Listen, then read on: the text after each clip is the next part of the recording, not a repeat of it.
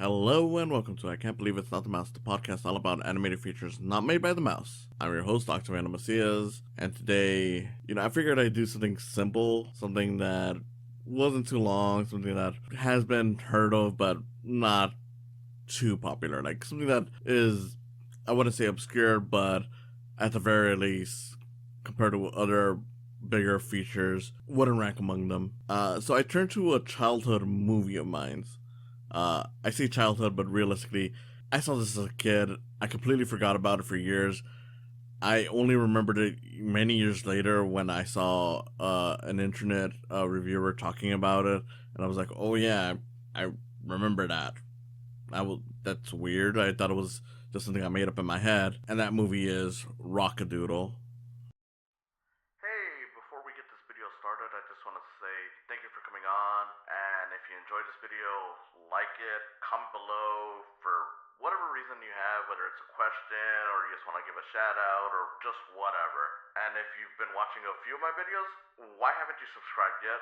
I mean, I'm sure some of you already have, but if you haven't, please consider subscribing. It won't hurt. It will get you more of my content. And if you really want to see some more stuff, ring that bell. Again, thank you for coming on, and I hope you enjoyed the video. Now, for those of you who are unaware of Rock-A-Doodle, that's perfectly fine. It's pretty much another movie by Don Bluth, the guy who was responsible for stuff like The Land Before Time, An American Tale, just a bunch of stuff that wasn't Disney, but a lot of people would probably mistake for Disney now, given that it was 2D animated, and in all fairness, Don Bluth was a Disney animator before he went off on his own. And yeah, this is not one of his stronger works. And to be fair, even if it's not, I will say that if there's one thing that Don Bluth films always excelled at was the animation. Whether the movies were good, and a lot of them weren't, they often had some really nice looking animation, and that's no exception for this movie. Now, with Rock-A-Doodle, that's pretty much, it's kind of like a childhood fairy tale kind of story, and it makes sense given that the story itself, aside from being based on a fairy tale, in movie is presented as the story that a mother tells her kid, and then the kid pretty much experiences it. I mean, they make it seem like as if it's a dream, but by the end of the movie, it's like, no, it actually happened, which weird, but whatever.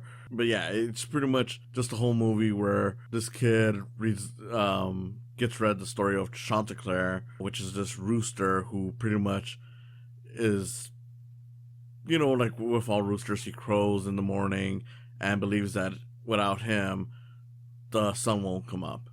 And it turns out that, yes, because of his crowing, the sun comes up. And in story, at some point, Chanticleer gets into a fight with another rooster who is, they say this even within the movie, is sent by the bad guy of the movie, which is an owl. And as a result, the sun starts to come up before he even crows, so a lot of people start doubting him, and he's pretty much left in ruins because he realizes, like, okay, so my crowing didn't do anything at all, so he's pretty much forced out of the farm. And surprise, it turns out that the sun wasn't actually coming up, or it was. I'll get to it in a bit, but because of that, the sun hasn't come up, and it's raining nonstop. And this is where we get to like the story with the real boy, and this is all done in live action. His farm, it's all, it's raining so heavily that stuff is getting damaged. The father is trying to pretty much create like these little barricades to prevent the water from flooding the entire farm. The boy wants to help, but he's too young. Only his older brothers and the mother are helping while he's left in the room. And of course, the boy just starts calling out for Chanticleer, hoping that Chanticleer will come in and bring the sun out.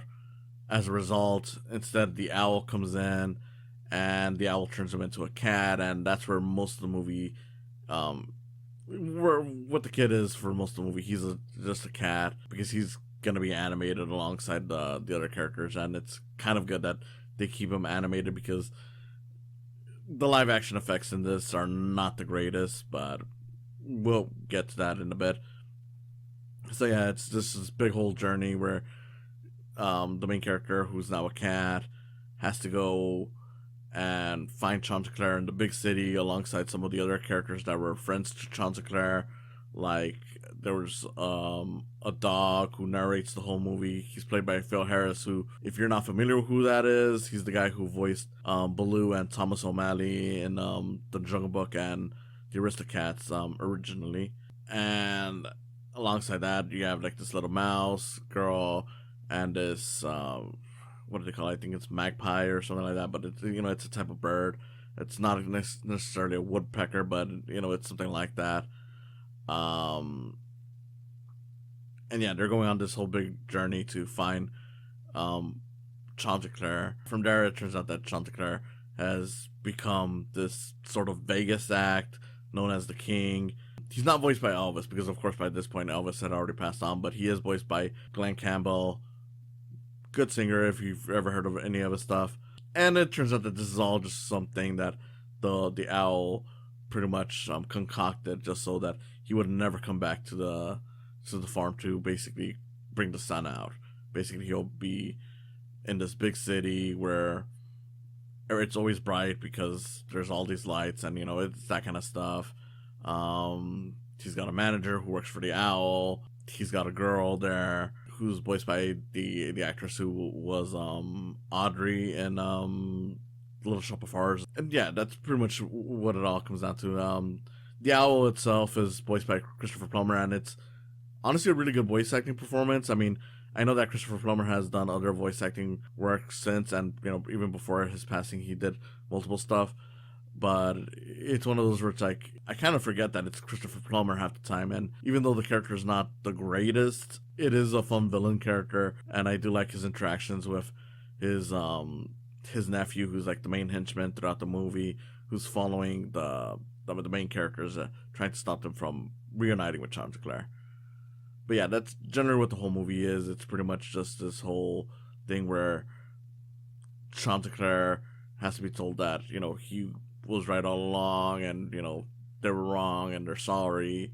And the kid is pretty much trying to save his farm while there's like a ticking time clock because you cut back to pretty much like the other animals from the farm hiding within the main character's room. And they're pretty much like, look, our only defense is this flashlight because it scares the owl, but the battery is running out, so it's like, okay, we got to get back there before, the battery is completely drained. And that's, generally speaking, where the whole movie, our tension is, so to speak.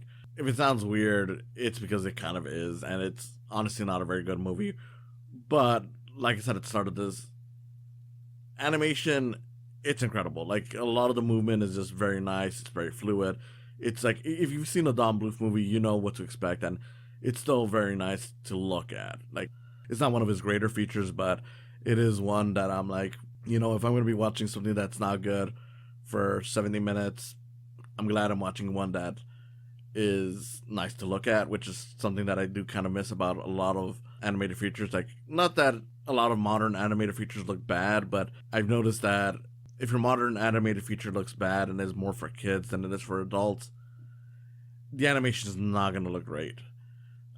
Even the ones that are pretty good, like, whether it's like Illumination, DreamWorks, or not Blue Sky anymore, but pretty much like if it's one of those other studios that do like a sort of mediocre animation, even Disney really, if I'm being honest, because CG looks so, I don't want to say generic, but like a lot of it looks so similar to each other, because the focus is more on realism. It's changing, but we haven't fully gotten there where it's, completely different. But yeah, like with a lot of it, since it's more focused on detail, like even if it's a well animated thing, it doesn't look as interesting. Like there's not the same kind of, I don't know, like the same kind of joy and spirit that you would find in a 2D animated feature when it comes to this stuff. Maybe I'm more nostalgic for 2D stuff, but I'm not gonna lie, I would much rather watch this over a modern mediocre movie, modern mediocre animated movie. If only because it does look very pretty.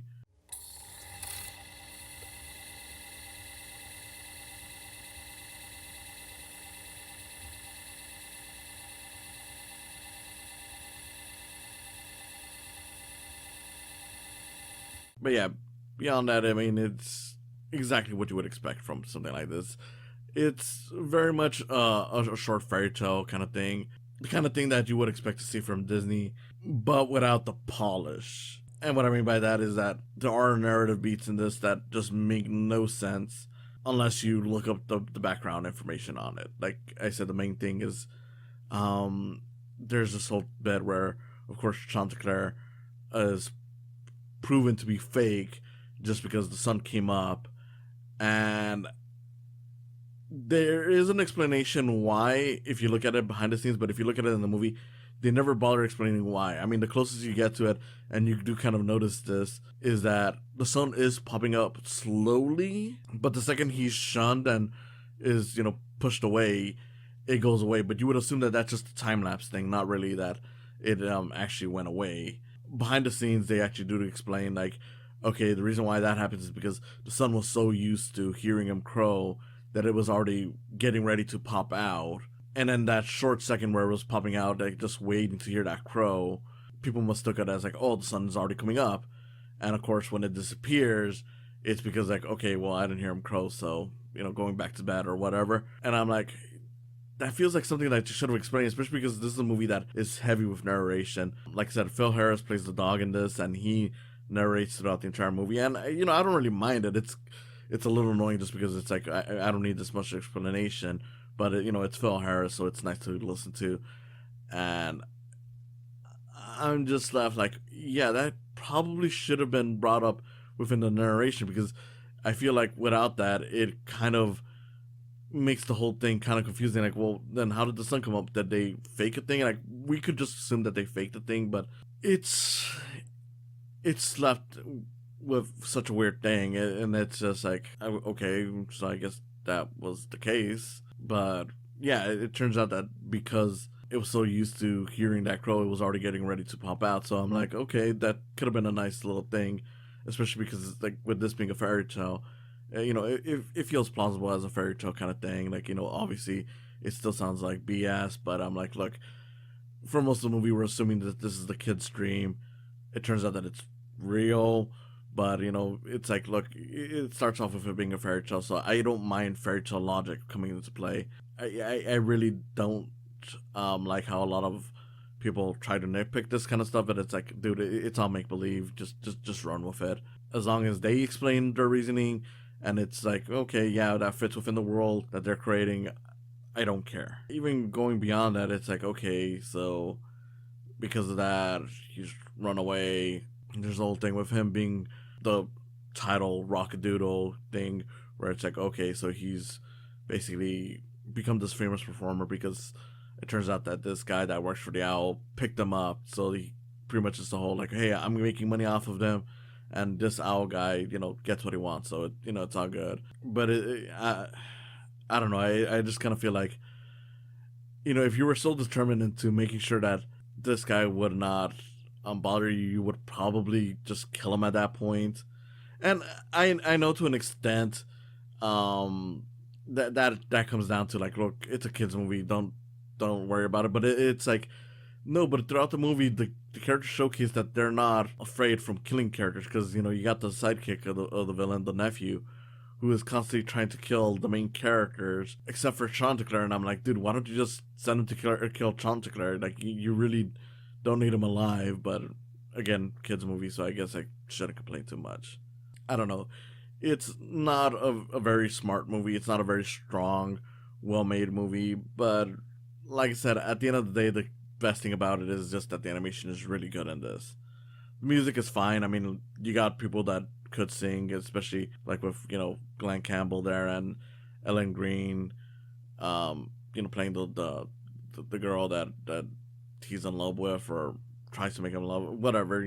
They end up being together anyway, so whatever.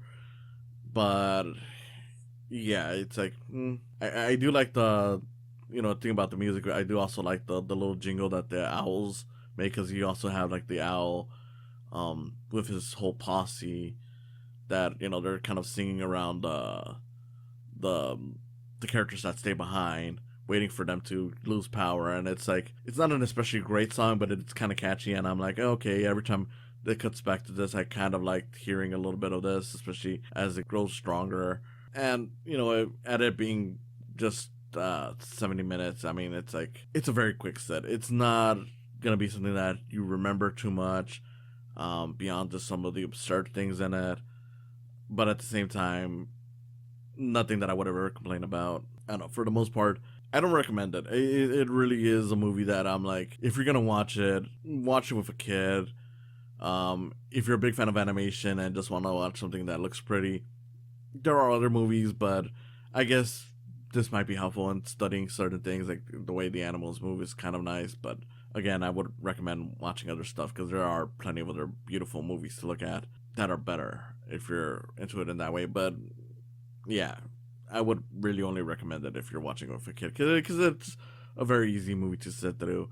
And even though I don't really like it, I'm like, a kid wouldn't mind it. And there's really nothing bad with that. A lot of people like to say the whole like, oh, well, if you're watching it with a kid, why don't you get something that's good? And that's like, yeah, but sometimes the kids won't be interested in stuff that you think is good. So it's like, this will be simple enough. And even beyond that, it's like, it's harmless. It's not gonna make your kid any dumber. It's not gonna make him any worse. I see no problem. And if a kid enjoys it, and it probably would be enjoyed because it's got animals, and it's bouncy, it's cute, and it's the kind of stuff that like I said, with me as a kid, I'm like, yeah, I was kind of into it. I mean, I didn't really love it enough to remember it all that well, because once I did see that it was a real thing, I was like, oh, okay, I don't really remember that. I mean, I remember it, but I don't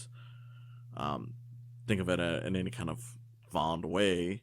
Yeah, just a very simple thing. I mean, the biggest thing is that really stands out as a negative to me is just that the way they mix the live action and the animation is not the greatest, which is why it's good that it's not there for long. But it's especially noticeable once you get to the end of the movie. And I know that's probably just because they haven't really bothered doing much of a restoration for this movie. Because when you see the live action kid next to all these animated characters, it really becomes noticeable. Like, yeah, they just like, it's not a green screen, but it's like okay, yeah, he's glowing, and I'm assuming that's supposed to be because it's bright, but it's like he's completely off from everyone else. It looks kind of like when you have like people that are on a green screen, and like you can see like the whole green around them. Like, it kind of looks like that. Yeah, not a very good look to it. Again, maybe it's just because it was never really restored, but like I kind of doubt it. It still looks horrible.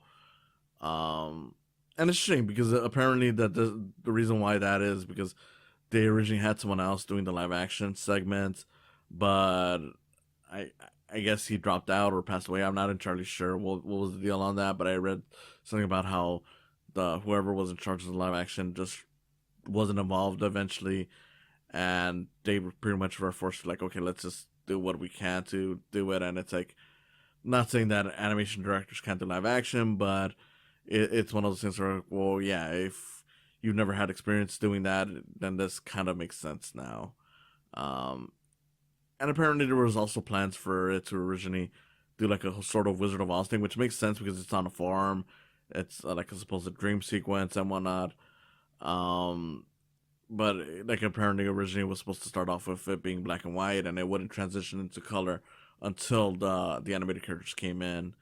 But that plan clearly fell through the wayside, and it's, I don't know, a little worse for it. I mean, not that it really would have changed much, but it was like a neat idea to make it even more different, to make it at least feel reminiscent of a classic movie.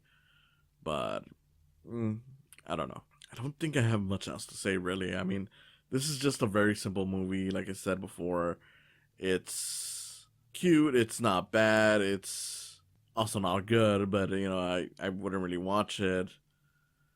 For the most part, the animation is the saving grace of it. Beyond that, if you got a kid, they'll probably enjoy it. If you don't, I would definitely recommend just watching other stuff. Even though there's stuff from Don Bluth, realistically, if you wanted to go with with an animated feature that you wanted to like study for movement and stuff like that. I mean, if anything, you could even watch. Granted, this is mostly a live action movie, but you could watch the segment in Xanadu where they turn into animated characters. I mean, there's a whole story on that, but when it comes down to it, Don Bluth was hired to do this animated sequence for that movie, and it's like, you know, if you want something like that, you know, that's 3 minutes versus this 70-minute movie, which again, not very long, quick set, but I mean, I would prefer watching anything else. Otherwise, yeah, I mean, Rock-A-Doodle, it's cute, but nothing special. The voice cast, I think, is perfectly fine. You know, it's times like these that I do get reminded that, hey, look at that. You know, a lot of people like to blame Aladdin for like bringing in big name celebrities into voice acting and making that more common, but realistically, that was always kind of the case with a lot of these things. I mean, this movie has, like I said, the biggest name would be Christopher Plummer acting wise, but you still have names like Glenn Campbell or Phil Harris who, you know, were recognizable names, you know, for their time. So to call it, you know, something that Aladdin started is just BS. But yeah, I mean, just really not much like I can really say. So thank you for listening. This has been Octaviano Macias, and yeah, I hope to see you again next time. Hopefully with something a bit more mature to talk about. See you again next time. If I kill my nephew, would that be murder or charity?